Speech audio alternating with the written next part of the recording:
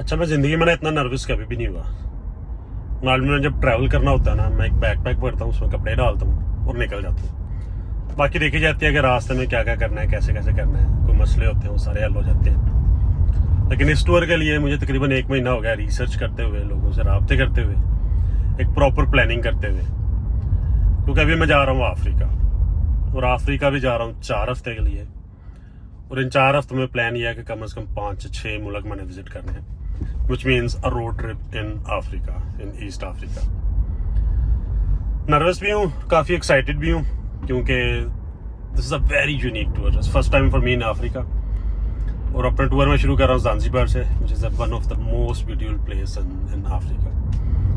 2-3 दिन मैं chill out करूँगा, उसके बाद फिर जो एक्चुअल एडवेंचर है वो फिर कीनिया से शुरू करेंगे।